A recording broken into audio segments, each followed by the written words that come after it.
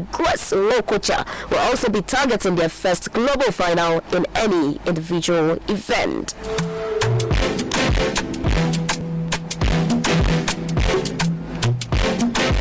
Alright, let's quickly go to handball, where Nigeria ended their 2022 African Men's Senior Handball Championship campaign in Egypt with a defeat against Gabon on Sunday. The Golden Arrows started the game on the momentum of their two previous wins, but met a determined Gabonese side who did everything right from the first half, which ended 16-12. In the second half, avoidable turnovers and mistakes were the bane of the coach Rafiu Salami-led side, and they scored just 6 goals, which did not match up to those of their opponent, resulting in them losing the match 27-18. The Golden Arrows thus finished 10th. To lose their group matches in the group stage to record title winners Tunisia and Cape Verde, and they won their classification matches against Zambia and Senegal before losing their last match against Gabon.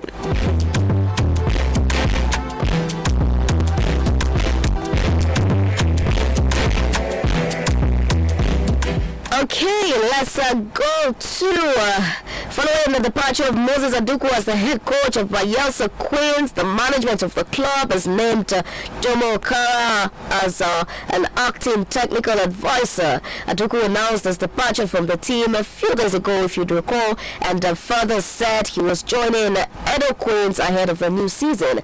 The management of Bayelsa Queens, in swift reaction on Monday afternoon, drafted Okara to fill in the void left by Aduku. Okara is no alien to the team. He was in charge at the Betsy Obaseki President Tournament in Benin City, where they won the trophy. And the club, under chairman Pastor Robin Aprela, further thanked Aduku, who spent 4 years with the team.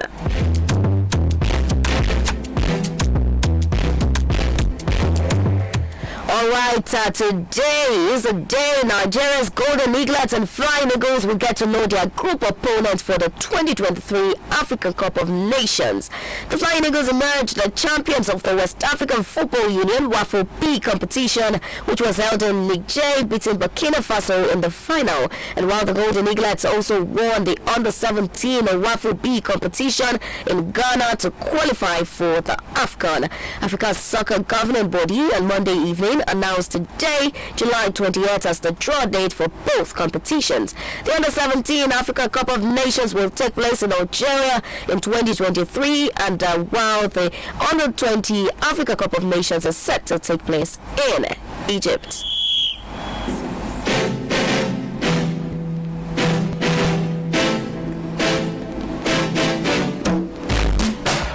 Alright, let's take this to Women's AFCON, where President of the Nigeria Football Federation and FIFA Council member Amaji Pinnick condemned the use of laser lights on the Super Falcons during the defeat to host Morocco in the semi-final of the Women's Africa Cup of Nations on Monday.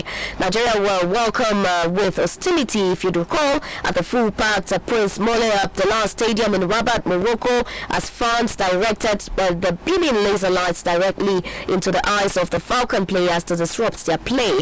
And apart from having to deal with the intimidation from the 42,500 crowds, the 9-time champions were reduced to 10 women after midfielder Limata Yude was given a marching orders in the 48 minutes following a clumsy challenge on a Moroccan player.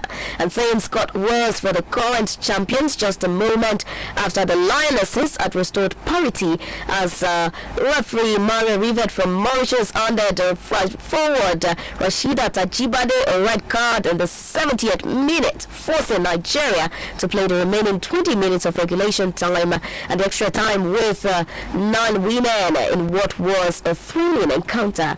In a statement by the NFF media team, Pinnick, while hailing the Falcons for their gallant display despite all odds, also condemned the laser lights directed at the players. Similarly, Super Falcons head coach Randy Waldrum says his players gave their all on the pitch in Monday night's defeat to Atlas Lionesses of Morocco. The defending champions were aiming for a 10th African title to extend their record, but after regulation and extra time ended 1-1, hosts Morocco in front of a 45,562 strong crowd won the Sport Kicks 5-4. Waldrum's side played majority of the game, like I said earlier, with 9 players, and the American tactician has heaped plaudits on his players for their doggedness despite the defeat. Waldrum also defended his tactical decisions in the semi-final clash. If you recall that Gotham FC's Ifeoma Nimonu missed the decisive kick for Nigeria, and when asked, the coach gave a testy response to the media, saying that the subs were made were the right subs in the match and more couldn't have been asked from the players. In the meantime, the Super Falcons are back in Casablanca for their third place encounter against the Chipolopolo of Zambia. The 9-time champions failed to make it to the final of the 2022 Africa Women's Cup of Nations, and the players and the officials arrived at Casablanca for the game yesterday afternoon. And Friday's encounter is billed for the Stade Mohammed v Casablanca, and it is the second time the West Africans will play in a third place match at the Women's AFCON, and the duo of Alima Taide and Rashida Tajibade will miss the game through suspension. Alright, on the part of Zambia, the Football Association of Zambia has decided to launch an official protest against their defeat to South Africa in the semi-final of the ongoing African Women's Nations Cup in Morocco. The Chipolopolo lost through a controversial late-minute penalty to the Banyana of South Africa in the semi-final, and what transpired in the game has generated a lot of agitation across the world following the controversial penalty that was awarded to South Africa, which decided the winners of the important tie. The football governing body in Zambia has protested against the decision of the referee and demanded that the game be replayed. The odds have been against Zambia's side since the start of the competition, especially with them losing some key players of the team, and players from the under-20 team were drafted into a cover-up.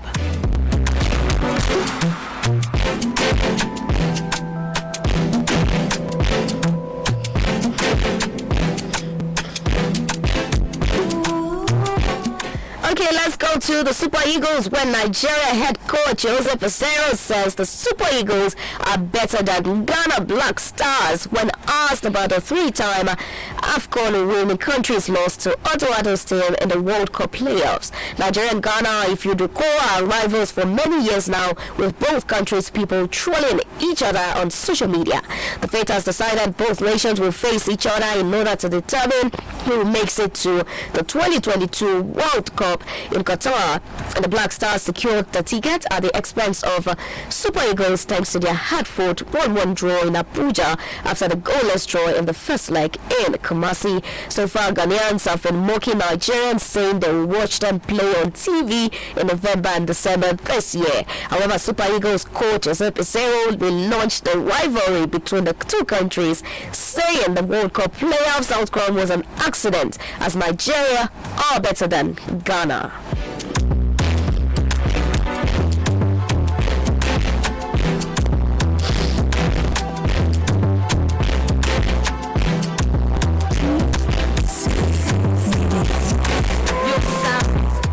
Alright, let's go to Nigeria footballers abroad, where Napoli manager Luciano Spalletti believes Victor Osimhen will get better with more games. Osimhen returned for pre-season duty last week and has featured in 2 friendly games. The Nigerian international failed to find the back of the net in Sunday's friendly against Perugia, despite Napoli winning 4-1. Spalletti told the press conference that they know what Osimhen's great potential is and will go to work on his qualities not yet expressed. The 22-year-old scored 14 goals and 27 league appearances for the Partenope during the 2021-2022 campaign, and now Napoli will face Verona in their opening Serie A fixture on August 15th.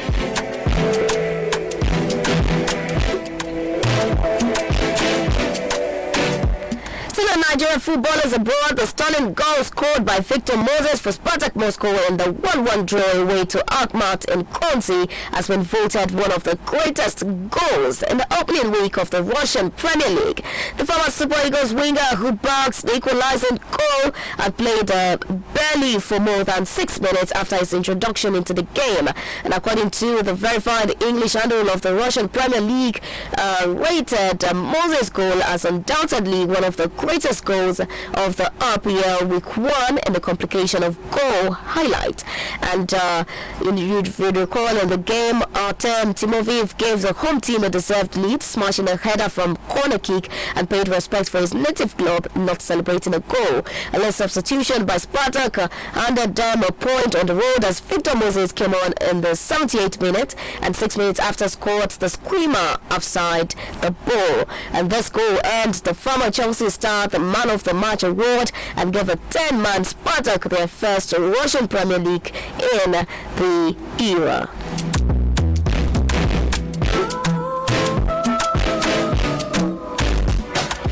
After watching Eintracht Frankfurt beat Rangers 5-4 in spot kicks to take home the Europa League trophy last season, Joe Aribo says that he's hoping Southampton can challenge for Europe after completing a move to the Premier League. The Nigerian central midfielder spent the last 3 years with Scottish Giant Rangers, where he has truly established himself as a top player. And the 25-year-old made 148 appearances for the Glasgow side, in which he helped them win the Scottish Premiership, the Scottish Cup, and played a key role in the club's journey to the Europa League final last term.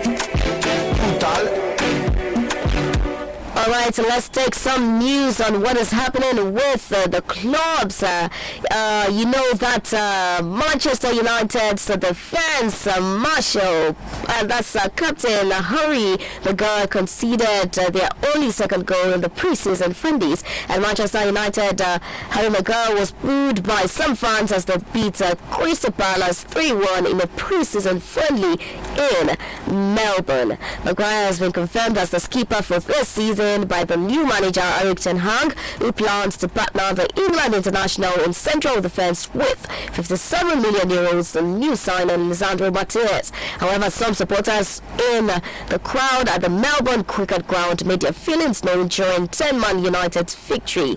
Ten Hag's side have been enjoying huge backing in Australia, including a small number who have followed the team from the United Kingdom. Although it was difficult to know who was doing the booing, it was audible every time Maguire touched the ball inside the first half hour, and the concern will be that if it follows United for the rest of their pre-season, which includes games in Perth on Saturday and Oslo on the 30th of July, and then into the Premier League opener against Brighton at Old Trafford on the 7th of August. And don't forget that Maguire was targeted by some fans for his poor form last season, and in April, police conducted a security sweep of the 29-year-old's home after he received a threat to his family. Let me just quickly note that aside from the reception for Maguire, there were a lot of positives from this victory for United, who made it 3 pre-season wins from 3 matches, making their goals tally to 11.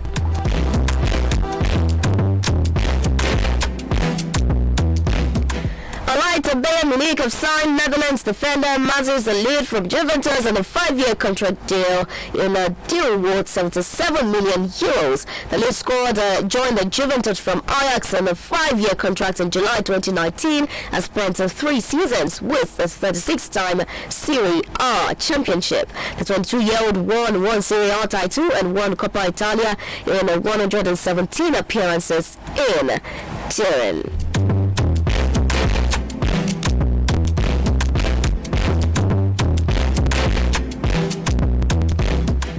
Let's let's go to boxing where Alexander Usyk has reportedly sent many of his sparring partners packing as details of the Ukrainian's brutal gym wars have been revealed. And in preparation for his rematch with Anthony Joshua next month, Usyk has left no stone unturned and is looking dangerous in training. Kazakh's heavyweight prospect Nursultan Mazlov has been sparring Usyk for his second camp running, and according to his manager Amir Ali, the cat is looking extremely spiteful and is leaving no prisoners in sparring. You recall that Usyk and Joshua squared off for a second time on August 28th at the Jeddah Superdome, Saudi Arabia, and Joshua is looking to regain the WBA Super, the IBF, and WBO heavyweights that are lost on home soil to Usyk in September. And during that inaugural encounter, Joshua was criticized for not being aggressive enough and is expected to use his size and power more in the rematch on the new coach Robert Garcia. And clearly Usyk is expecting a similar approach from AJ as he prepares for a more ruthless Joshua by fighting fire with fire against larger bodies. In boxing, Chris Eubank and Nigel Benn they set the bar for boxing rivalries in the 1990s, and now it looks like their sons will meet in the ring later this year. Plus, Ryan Garcia is talking a big game, and there is a lot of hype around Liverpool's Nick Paul. And the few talking points from the world of boxing this week. You recall that in the early 90s, Nigel Benn and Chris Eubank had one of the most bitter rivalries in boxing history, and there was genuine animosity between the two middleweight fighters, and the first of their two historic clashes was dubbed a war to end all wars. And now it is looking like their sons Conor Benn and Chris Eubank Jr. may be set to share the ring with an official announcement expected soon. Benn, 25, usually fights at welterweight, while Eubank Jr., 32, is a middleweight who has previously fought at the super middleweight. And Josh Warrington appeared on the 5 Live Boxing podcast this week, and he feels Eubank Jr. was a strong favorite Joe to the weight, and the skeptics are saying this could be a too big jump for the younger Benn, while some think it could be a smart move to him. Okay, let's quickly go to MMA, where the UK is set to host its first ever professional women's Brazilian Jiu-Jitsu competition.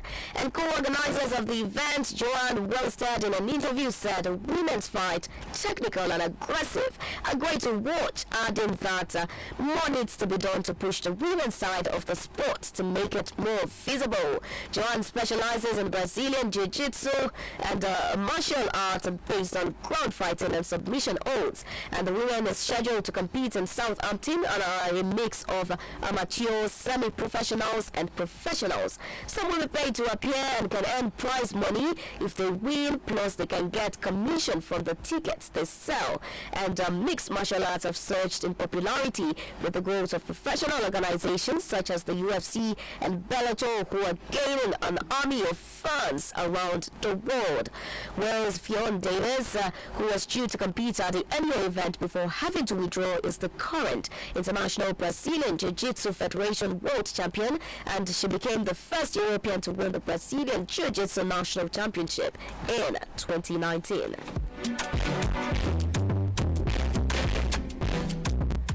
Alright, this is where I'll be drawing the curtains this morning on The Whistle.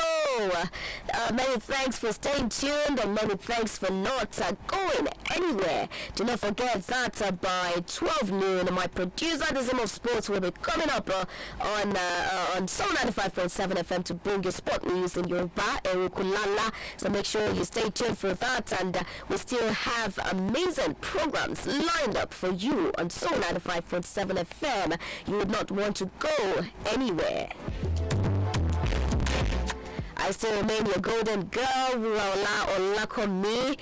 Stay good, stay safe, have an amazing day, and of course, spend this day with Soul 95.7 FM.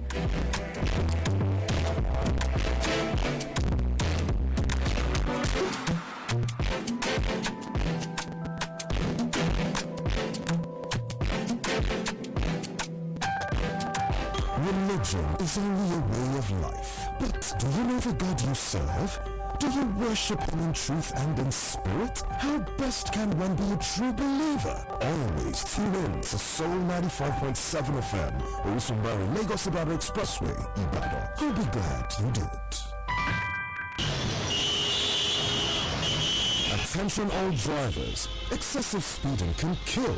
Slow and steady wins the race. Don't let avoidable accidents send you to an early grave. Drive with care. A message from Soul 95.7 FM, Osunbari Lagos Ibadan Expressway, Ibadan. Security is everyone's responsibility, so be security conscious always. A message from Soul 95.7 FM, Osunbari Lagos Ibadan Expressway, Ibadan.